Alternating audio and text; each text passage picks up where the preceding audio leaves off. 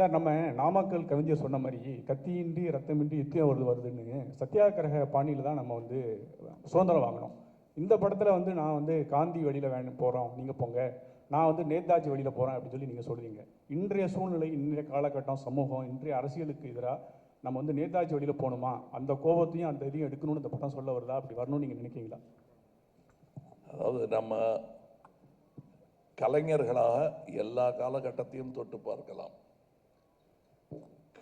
கவிஞர்களாக எல்லா உணர்வுகளையும் உணர்ந்து பார்க்கலாம், தப்பு இல்லை, அதுபடி தான் வாழணுங்கிறது இல்லை. இது வந்து ஒரு கலை படைப்பு. ரௌத்ரம் பழகு என்று பாரதியார் சொல்லிட்டதுனால எல்லார்கிட்டையும் பழக வேண்டியது இல்லை. அந்த மாதிரி இந்த நேதாஜியின் வீரத்தை ஒட்டுமொத்தமாக மறக்க வேண்டிய அவசியம் கிடையாது. நமக்கு காந்தியின் பொறுமையை ஒட்டுமொத்தமாக இழக்க வேண்டிய அவசியமும் நமக்கு கிடையாது. இது ரெண்டையும் எப்படி கம்பைன் பண்ணுறதுங்கிறது யோசிக்கணும். நேதாஜியின் வீரம் என்பது வெட்டுக்குத்து மட்டும் இல்லைங்க. அந்த பயணம் பாருங்க, அந்த பட்டினி பாருங்க, அந்த திரட்டல், ஒன்று திரட்டல், அந்த திறமை, எந்த விதத்திலும் நம்முடைய தலைவர்களை ஒருத்தரை பிடிக்கும் ஒருத்தரை பிடிக்காதுன்னு சொன்னது இந்த பார்ட் 2 பார்ட் 3 வர்ற வம்பு தான் வரும். ஏன்னா ஒருவர் இல்லாமல் இந்த சுதந்திரம் கிடைச்சிருக்காது. காந்தி மட்டும்தான் வாங்கி கொடுத்தாருங்கிறதே என்னால் நம்ம எல்லாம் பல்முனை தாக்குதல், அது தாங்க முடியாமல் வெள்ளைக்காரன் ஓடி போனது தான் உண்மை. ஒரு பக்கம் வன்முறை தாக்குதலும் இருந்தது, ஒரு பக்கம் அஹிம்சை தாக்குதலும் இருந்தது, சட்டபூர்வமான தாக்குதலும் இருந்தது. அத்தனைக்கும் மேலாக மக்கள் குரல் மேலே எழுந்தது. அது எனக்கு இந்த படத்தை பற்றி இவர் சொல்லும் போது எல்லாரும் இந்த பேன் இண்டியன் ஃபிலிம்களா இது அப்படிங்கிறாங்க. Pan Indian thought, pan Indian குற்ற உணர்வு, பேன் இண்டியன் கடமை உணர்வு, பேன் இண்டியன் வீரம். தேவையான நேரத்தில் இது எல்லாம் ஒன்றாய் குவிக்க வேண்டிய கடமை நமக்கு இருக்கிறது. அதனால் இந்த படம் இதை மட்டும்தான் சொல்லுகிறதுன்னு நினைக்கக்கூடாது. நாம் ஒரு ப்ரூஸ்லி படம் பார்க்குறோன்னா வெளியே வந்து உங்கள் மாமா மச்சான மூஞ்சில மீதின்றது அல்ல அதோட கருத்து. அது அப்படி பாருங்க, ஒரு கலையை எப்படியெல்லாம் கொண்டு போயிருக்காங்க அந்த ஆள் ரசிச்சுட்டு வீட்டுக்கு வந்து எல்லாரோடையும் உட்காந்து சந்தோஷமாக விருந்து சாப்பிட்டுட்டு அதை விமர்சனப்படுத்த வேண்டும். இது ஒரு கலை படைப்பு. இதில் உங்களுக்குள் இருக்கும் வில்லனை சுட்டி காட்டுவது தான் படத்தில் வரும் வில்லனே. எல்லாருக்குள்ளேயும் ஒரு வில்லன் இருக்கு, ஒரு ஒரு ஒரு கான்ஷியன்ஸ். வேணாம் செய்யாதேன்னு நீங்கள் தவறுகளே செய்யும் பொழுது ஒரு குரலுக்கு நீங்கள் செவிசாய்க்க மறந்ததனால்தான் அந்த தவறே நிகழ்ந்திருக்கும்.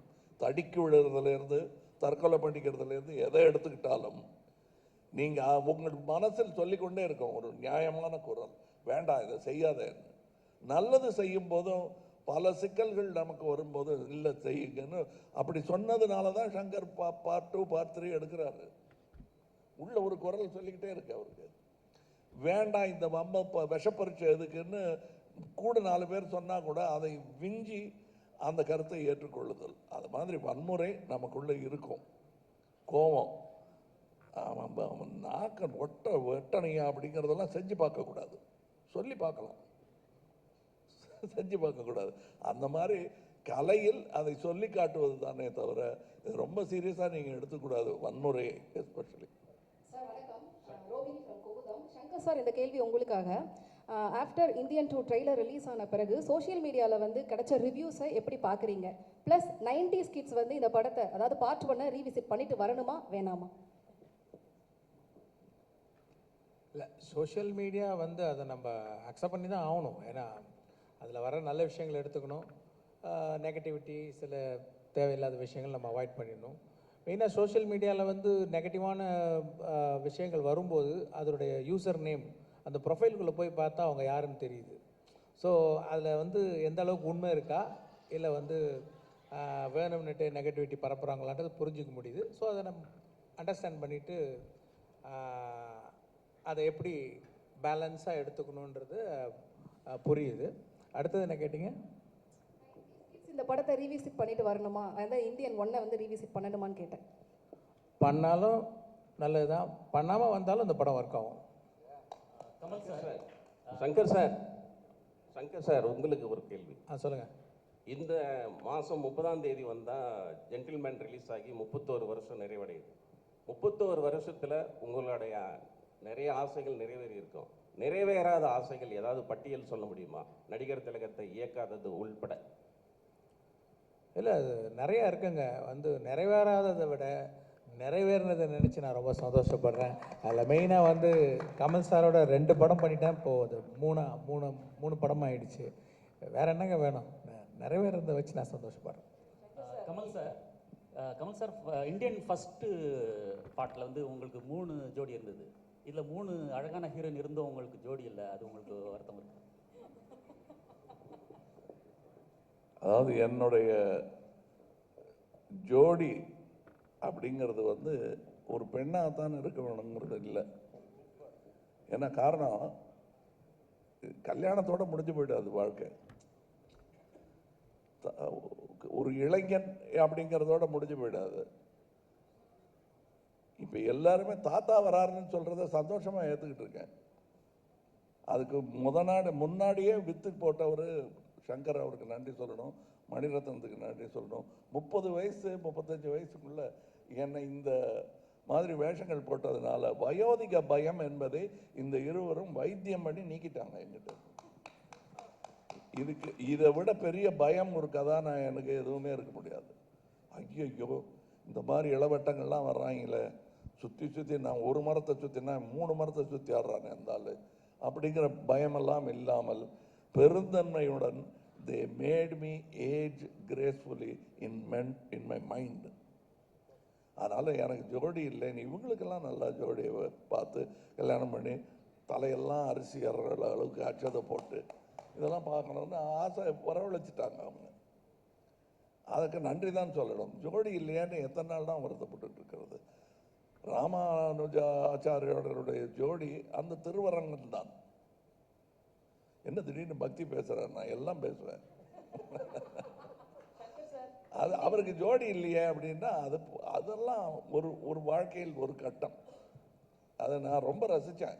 இதில் எனக்கு ரொம்ப பிடிச்சிருந்தது இந்த படத்தில். அது போய் எத்தனை பாட்டு, எத்தனை டான்ஸுலாம் கேட்டுட்டு இல்லாமா, எத்தனை குத்து, அதில் எத்தனை செத்து நீங்கள் படத்தை எடுத்தீங்க அப்படின்னு கேட்டால் தான் சந்தோஷமாக இருக்கு. எங்கள் ஒரு செக்யூர் ஆக்டர்னு கேள்விப்பட்டிருக்கீங்கல்ல, இவ்வளவு செக்யூர் ஆக்டர் நான் உலகத்தில் பார்த்தது கிடையாது, பார்க்கவும் மாட்டேன். அவர் இருக்கிற ஒரே காரணத்துக்காக தான் நான் ஷூட் பண்ண எல்லா ஷாட்டும், நான் பேசின எல்லா வசனமும் படத்தில் இருக்குது. அவர் அவ்வளோ செக்யூரான ஒரு ஆக்டர்.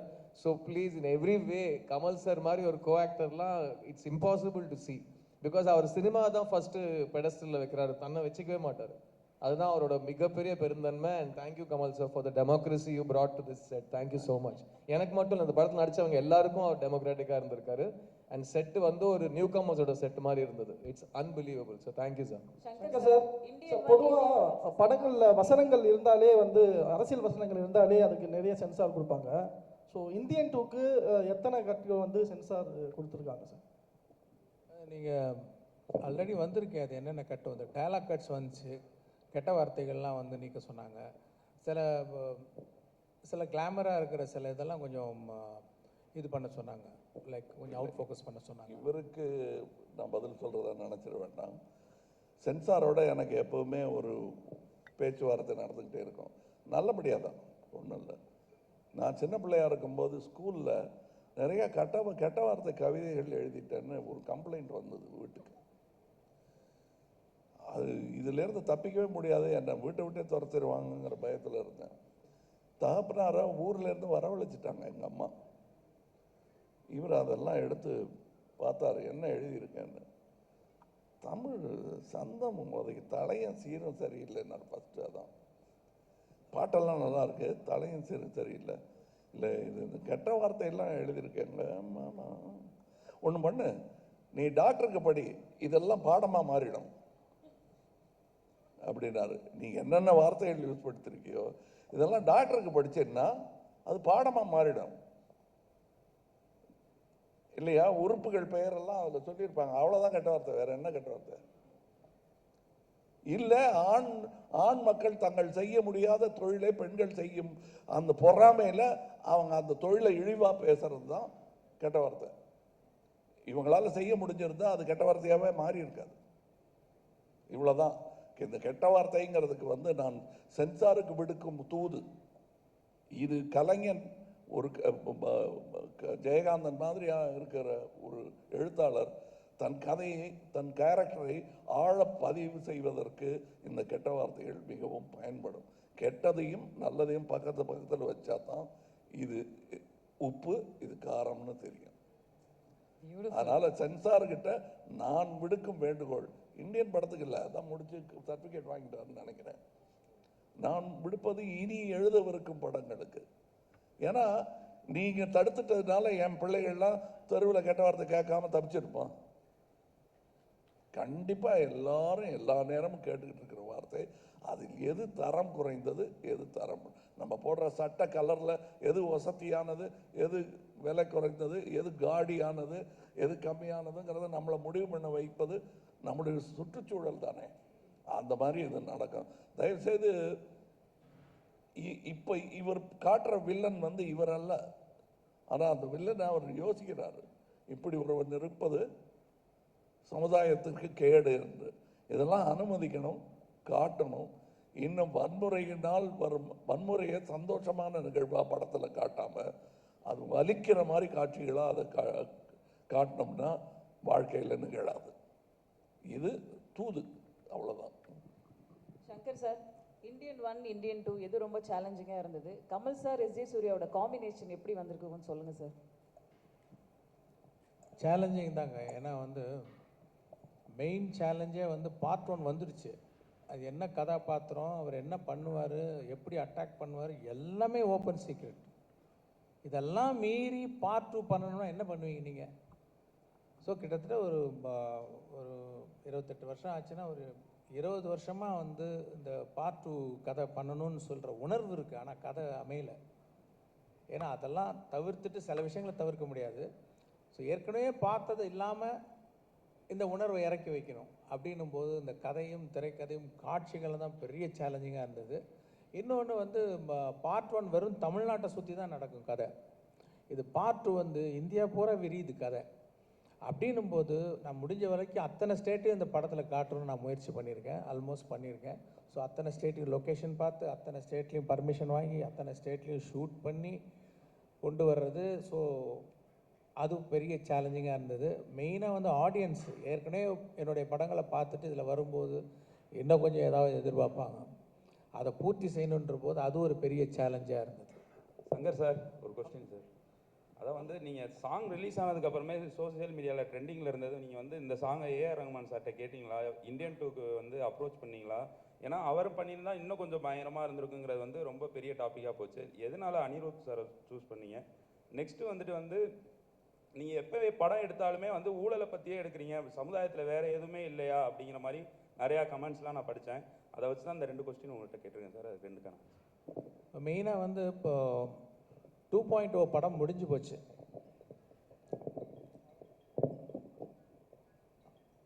2.0 படம் முடிஞ்சு போச்சு.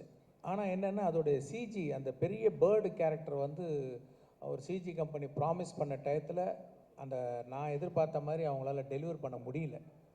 அப்படின்னும் போது அது அப்படியே படத்தில் விட்டால் அது கண்டிப்பாக ஸ்பாயில் பண்ணிவிடுன்றதுக்காக திருப்பி ஸ்க்ராட்ச்லேருந்து அந்த பேர்டை க்ரியேட் பண்ண வேண்டிய ஒரு சுச்சுவேஷன் வந்துச்சு. ஸோ அந்த பேர்டை திருப்பி க்ரியேட் பண்ணி அதோடைய போஸ்ட் ப்ரொடக்ஷன் விஎஃப்எக்ஸ்லாம் முடியறதுக்கு 1 வருஷம் ஆகும் அப்படிங்கிற ஒரு சூழ்நிலை வந்தது. அதுக்குள்ளே நான் அந்த கதையை நான் ரெடி பண்ணிட்டேன், சார்கிட்டையும் ஃபுல்லாக சொல்லிட்டேன். அவங்களும் வந்து அந்த கதை பிடிச்சிருக்குன்னு சொன்னாங்க. ஸோ பிப்ரவரி, அதாவது இந்த 2.0 வந்து நவம்பர் ரிலீஸ் ஆச்சுன்னு நினைக்கிறேன், அக்டோபர் ஆர் நவம்பர். பிப்ரவரியில் நாங்கள் ஷூட்டிங் போகிறதுக்கு ரெடி ஆகிட்டோம் இந்தியன் படத்துக்கு. சாரும் வந்து பிப்ரவரி டேட்ஸ்லாம் கொஞ்சம் ஒதுக்கி வச்சு போயிடலாம் அப்படின்ற மாதிரி சொன்னாங்க. அப்போது ரஹ்மான் பேக்ரவுண்ட் ஸ்கோர் பண்ணிகிட்ருக்காரு. ஸோ 2.0 பேக்ரவுண்ட் ஸ்கோர் வந்து ஹெவி, ரொம்ப கஷ்டம். அது பெரிய பேர்டன் அவருக்கு. ஸோ அது மேலே நீங்கள் சாங்கையும் போய் கம்போஸ் பண்ணி கொடுங்கன்னு கேட்டோன்னா ப்ராக்டிக்கலாக it's very difficult for Rahman sir.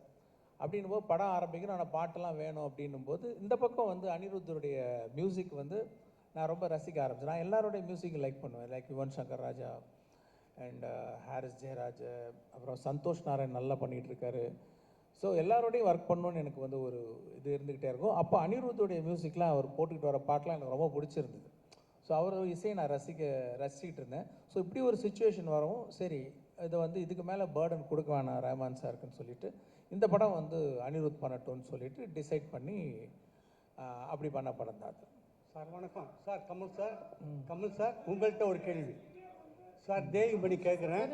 Sir மைக்ல மட்டும் உங்களுடைய கேள்விகள் கேளுங்க sir. Thank you very much. Hello Kamal sir, நான் தேவிமணி ஊழல் மட்டுமே கேட்குறேன். பற்றி எடுத்திருக்கீங்கன்னு வந்து கமெண்ட் வந்துருந்துச்சு. ஒரு கொஸ்டின் கேட்டிருந்தேன். நீங்கள் அதை மட்டுமே வந்து இப்போ மையமாக எடுத்துக்கிறீங்க. Can you repeat your question இல்லைங்க, please? இப்போ நீங்கள் மற்ற படங்கள்லாம் பண்ணியிருக்கேன், காதலன் பண்ணியிருக்கேன்.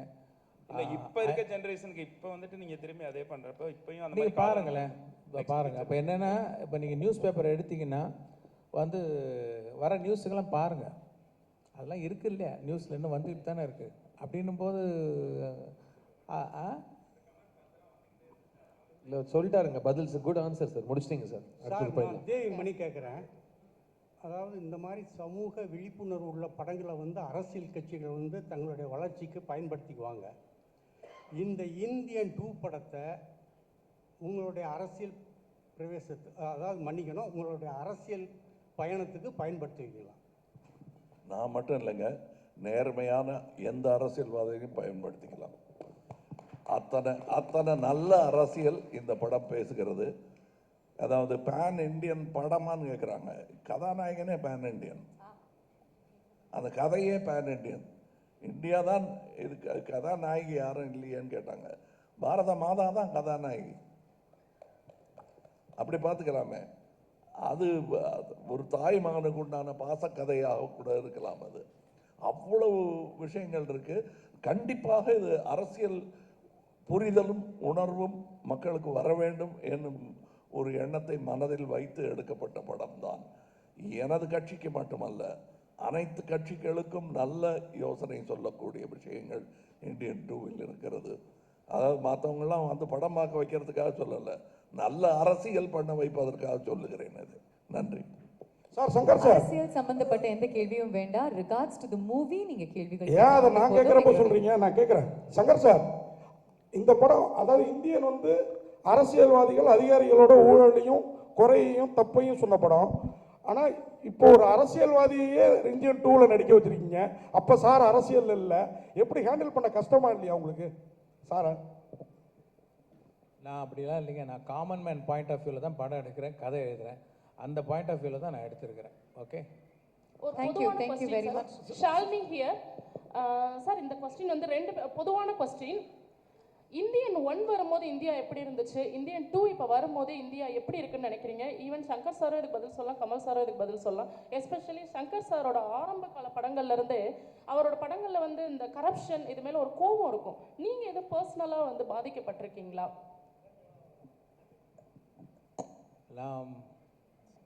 உங்கள் ஃபர்ஸ்ட் கொஸ்டின் என்ன? சாரி. இந்தியன் 1 வரும்போது இந்தியா எப்படி இருந்துச்சு, இந்தியன் 2 வரும்போது இந்தியா எப்படி இருக்கு? அந்த கேள்வி நான் உங்கள்கிட்ட கேட்கணும்னு விரும்புகிறேன். நீங்கள் சொல்லுங்கள் ப்ளீஸ். அப்போ நான் குழந்தையா இருந்தேன், அதனால தெரியல. சரி சரி. இப்போ இன்னமும் அந்த கரப்ஷன் சரியாகலன்னு தோணுது அப்படின்னு நீங்க நினைக்கலையா? நினைக்கிறேன். அவ்வளோதான். ரெண்டு பேரும் ஒரே மேட்டர் பேசிட்டு இருக்கோம். எதுவும் மாறலையே, கம் பேக் இண்டியன். எவனோ திருந்தலையே, கம் பேக் இண்டியன். லஞ்சம் லஞ்சம் லஞ்சம், அதுதான் படம். வந்து பாருங்க. அடுத்த கேள்வி என்ன சொன்னீங்க? பர்சனலா உங்களுக்கு ஏதோ இந்த கரப்ஷன்னால பாதிப்புகள் உண்டாகி இருக்கா? நான் பாலிடெக்னிக்கில் சேரும்போது அப்போ வந்து income certificate, birth certificate, community certificate இதெல்லாம் நான் ப்ரொடியூஸ் பண்ண வேண்டிய ஒரு இது இப்போ ப்ரொசீஜர் இருக்குது. இப்போ அதுக்கு நான் அந்த சர்டிஃபிகேட் அலையும் போது நான் இந்த இதெல்லாம் பார்த்தேன், லைக் கொடுக்க வேண்டிய ஒரு சூழ்நிலை இருக்கும். அது என்ன ரொம்ப பாதிச்சுது அப்போது. ஸோ அப்போ வந்து அது எனக்கு ஒரு வாய்ப்பு, ஒரு ஃபிலிம் மேக்கராக வரும்போது அதை நான் எக்ஸ்பிரஸ் பண்ணேன். அதுதான் sir. Kamal sir, last two questions அதை ஃபர்ஸ்ட் சொல்லிடுறோம். இந்தியன் 1 வந்து நீங்கள் வந்து சொன்னீங்க பர்ஃபார்மன்ஸ் பிரசன்ஸ்லாம் இப்போ இந்தியன் 2ல் சூப்பராக இருக்குன்னு. இந்தியன் 1ல் உங்களோட ரொமான்ஸும் எவ்வளோக்கு எவ்வளோ அந்த ஊழல் எதிர்த்த அரசியல்வாதி ஈக்குவலாக இருந்ததோ அதை நாங்கள் இதுலேயும் எதிர்பார்த்தோம். இதில் இந்தியன் தாத்தாவாக மட்டும் வரீங்களா, இந்தியனாகவும் வரீங்களா? பார்ட் 3லையாவது எங்களுக்கு ஏற்ற அந்த ரொமான்ஸும் இருக்குமா? ஏங்க, என்னை தவிர யாருமே ரொமான்ஸ் பண்ணக்கூடாதுன்னு நீங்கள் எப்படிங்க சட்டம் போடலாம்? டைரக்டரே போடாத அந்த சட்டத்தை நீங்கள் போட முடியாது. உங்களுக்கு பார்ட் 3 பற்றி பேசக்கூடாதுன்னு ஒரு இன்டரிம் இது வாங்கியிருக்காரு, கேக் ஆர்டர் வாங்கியிருக்காரு அவர். ஏன் சார் நீங்கள் அதுக்கு போயிட்டீங்கன்னா எல்லாரும் அந்த பக்கமே பார்த்துட்டு இருக்காங்க, அது பேசாதீங்க சார் அப்படின்றாரு அவர். அதனால் நான் அதை பற்றி பேசலை, அதை பற்றி பேசவும் வேணாம். உங்களுக்கு நீங்கள் பாருங்கள், உங்களுடைய குறைகள் எல்லாம் தீரும். உங்கள் கேள்விக்கான பதில் அதிலும் இருக்கிறது, இதிலும் இருக்கிறது. கடைசி கேள்வி இது. சார், இங்க Kaushik from DD next sir. இந்த படத்துக்கு 3 ரைட்டர்ஸ் மொத்தம் வந்து நீங்க சூஸ் பண்ணிருக்கீங்க. 3 ரைட்டர்ஸ் ஒர்க் பண்ணிருக்காங்க இந்த படத்துக்கு. அண்ட் சார் இங்க ஹாய் சார், 3 ரைட்டர்ஸ் இந்த படத்துக்காக வந்து ஒண்ணா வந்திருக்காங்க. அண்ட் இது எந்த அளவுக்கு வந்து ஸ்கிரிப்ட் வந்து அந்த 3 ரைட்டர்ஸ் இந்த படத்துக்கு ரெக்வயர் பண்ணுது, அண்ட் அவங்க 3 பேரையும் ஒரே பேஜ்ல வந்து நீங்க வச்சதுக்கான அந்த ப்ராசஸ் பத்தி சொல்லுங்க sir. Because it's very interesting process. 3 ரைட்டர்ஸ்ங்கிறது ஒரு விஷனுக்காக வரதுங்கிறது, அதை பத்தி கொஞ்சம் சொல்லுங்க சார்.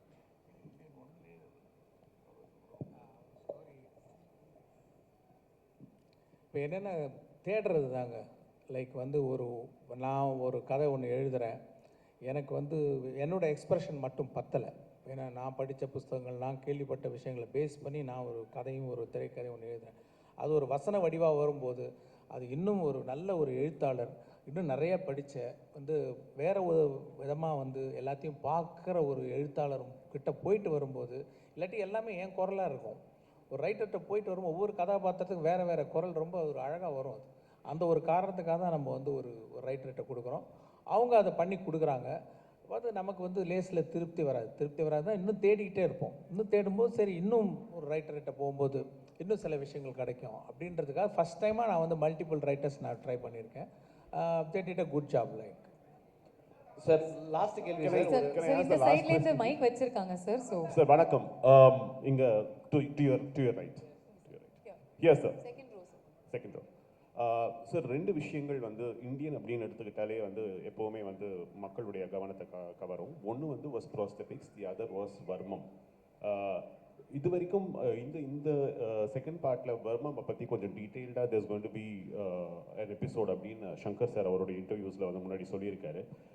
இதுக்காக நீங்கள் எடுத்துக்கிட்ட மெனக்கெடல், இந்த பார்ட்டில் உங்களுடைய வர்மத்துக்காக நீங்கள் பண்ண வேண்டிய ட்ரைனிங், அதை பற்றி if you can throw a little light on it, it will be very helpful. நிறைய கதையிலேயே இருக்குது, எங்கே வரும்னு கேட்காதீங்க, அது பேச முடியாது. பட் கதையிலேயே எங்கிருந்து இவன் கற்றான், எதனால் இதை கற்றான், யார் கற்றுக் கொடுத்தார்கள், இந்த விஷயங்கள்லாம் இருக்குது கதையில். அது பகுதி பகுதியாக சொல்லப்பட்டிருக்கிறது. என்னை பொறுத்தவரையிலும் அதுலேயே கூட எனக்கு என்ன தோணுச்சுன்னா, அடடா இன்னும் இதெல்லாம் சொல்லியிருக்கலாமே அப்படின்னு அவரே சொன்னார் இல்லையா, 2வது பகுதி எடுப்பதை பற்றி எண்ணமே இல்லை. இதே எப்படியாவது ஆடியன்ஸை கொண்டு போய் சேர்க்கணுங்கிற எண்ணம் தான் இருந்தது. படத்தில் எல்லாரும் அதை ரசிக்கும் போது அதை சொல்லியிருக்கலாமே, எதை சொல்லியிருக்கலாமேன்னு தோணி விட்டதையெல்லாம் சாதித்து மறுபடியும் கையில் எடுக்கக்கூடிய படம் தான் இந்தியன் 2. அதில் நீங்கள் பார்ப்பீங்க நிறையா வர்மக்கலையை பற்றிய விஷயங்கள் இருக்குது. அந்த வர்மக்கலை மார்ஷல் ஆர்ட்ஸ் மூலம் எப்படி உலகமே இணைகிறது என்பதை ஒரு சின்ன காட்சியிலெல்லாம் காட்டியிருக்காரு. அந்த காட்சியை சொல்லிட்டேன்னா அப்புறம் அதுக்கு ஒரு தனியாக ஒரு ஃபோன் கால் வரும். அதை ஏன் சார் சொன்னீங்க, அதை பார்க்கட்டுமே, அவங்க பார்க்க விட மாட்டேங்க போல் இருக்க அப்படின்னு சொல்லிடக்கூடாது. அதுக்காக அந்த காட்சி செய்ய சொல்லலை. பட் உலக மார்ஷல் ஆர்டிஸ்ட் எல்லாம் தமிழ் கலையை எப்படி மதிக்கிறார்கள் என்பது படத்தில். உங்கள் அனுமதியோட ஒரு அடிஷன் சார், இதில் ஒரு விரலால் வர புரட்சி என்னன்னு நீங்கள் எலெக்ஷனில் பார்த்துருக்கீங்க, அதே விரலால் இன்னொரு புரட்சி ஒரு வர்மத்தில் காட்ட போகிறாரு. அதையும் இந்த எலெக்ஷனுக்கு அப்புறம் இந்த படத்தில் பாருங்க please. Sir Kamal, last question for the day. Last question please. Shankar sir, one fan பாயா ஒரு question sir. Like Indian franchise தாண்டி ஒரு beautiful creative collaboration with Kamal sir once again ஏதாவது பாசிபிள் எதிர்பார்க்கலாமா? இந்தியன் ஃப்ரான்ச்சைஸ் தாண்டி இன்னொரு கொலாபரேஷன் கமல் சாரோட. எந்த கதையை பண்ணாலும் அவர் ஒரு தடவை வந்துட்டு போவாருங்க மைண்டில். we are waiting sir. எங்கள் பாய்ஸ் 2 வந்தாலும் அவர் தாங்க ஃபர்ஸ்ட் வருவார். தேங்க்யூ. இந்த ஃபன் நோட்டோட நாங்கள் வந்து இந்த நிகழ்ச்சியை முடிச்சுக்கிறோம். சார் கமல் சார், இன்னைக்கு நீங்கள் சேனாதிபதியாக உருவெடுத்திருக்கீங்க. இன்னைக்கு நீட்டும் கள்ளச்சாராயமும் அழிக்க முடியாத சுச்சுவேஷனில் இருக்குது. சேனாதிபதியாக இதுக்கு முடிவு என்ன?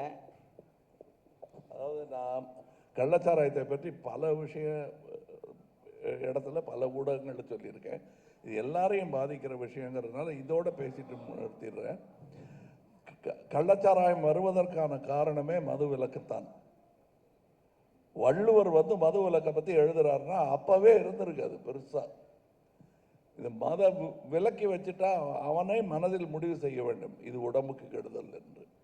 விஷம் இதுதான், நெருப்பு இதுதான், இதை தொடக்கூடாது, இதை உண்ணக்கூடாது என்னும் உணர்வு பொது வெளியில் வர வேண்டும். அப்பதான் இது போகுமே தவிர மது விலக்கு பண்ணி வச்சுக்கிட்டா கள்ளச்சாராயம் மிகும், அதனால் கள்ளச்சந்தை பெருகும், கள்வர்கள் பெருகுவார்கள்.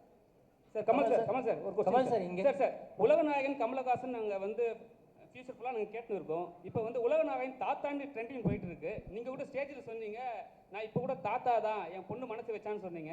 ஏன் சார் அது மாதிரி சொன்னீங்க? சொல்லக்கூடாதுங்கிறீங்களா? இல்லை சொல்லலாம் சார். இப்போ வந்து நீங்கள் அதாவது இதெல்லாம் நீங்க பண்ணி வைக்கிற கோளாறு தான். தாத்தான்னு சொன்ன என்ன, நான் தாத்தா தானே. காந்தியை தாத்தான்னு சொல்லி என்ன குறைஞ்சு போயிட்டாரா? இல்லை பெரியாரை தாத்தான்னு கூப்பிட்டா குறைஞ்சு போயிடுவாரா? ஐயான்னு கூப்பிடாம தாத்தா பெரியார் தாத்தான்னு நான் சொன்னேன்னா ஒன்றும் ஆகிடாது. அந்த தாடிக்கு டையெல்லாம் அடிக்க முடியாது. உள்ள மனசு மாதிரி அந்த வெள்ளை மறுபடியும் வெளியே வந்துடும். அதனால் தாத்தாவாக இருக்கிறதுக்காகத்தான் நாம் பயிற்சி எடுத்துக்கிட்டே இருக்கோம். நீங்களும் எடுத்துக்கணும். நாளை அது நடந்தே தீரும். இந்த क्वेश्चन லாஸ்ட் இந்த क्वेश्चन உங்களுக்கு மட்டும் கேட்கலாம். தயாரிப்பாளர் சங்கத்துல சார் பாவம் சார், அவங்க வந்து இவ்வளவு நேரம் உட்கார்ந்துகிட்டு இருக்காங்க, அவங்களை பயமுறுத்தாதீங்க. யார் அவரு? கையில மைக் இல்லைன்னா எந்த அவசரத்துல பேசணுமோ அந்த வால்யூம்ல பேசிட்டு இருக்கீங்க. மைக் இருக்கு, கொஞ்சம் பார்த்து. நடிகருக்கு தடை விதிச்சிருக்காங்க. ஸோ அந்த லிஸ்ட்ல வந்து கமல் சாரும் இருக்காரு. இதை எப்படி பாக்குறீங்க? ஏறுங்க, 4 நடிகருக்கு நடிக்க கூடாதுன்னு ஒரு தடை வந்திருக்கு. அவங்க தகவல் கொடுத்திருக்காங்க. ஆகா அவரா நீங்க அப்படின்னு நான் வடிவேலு டயலாக சொல்லிட்டு அத்தோட நிறுத்திக்கிறேன். இது வந்து இந்தியன் 2க்கானது. இது பக்கத்துல தான் அந்த பில்டிங், அங்க போய் உட்கார்ந்து அது பேசலாம். Thank you very much. எல்லா கேள்விகளுக்கும் நன்றி.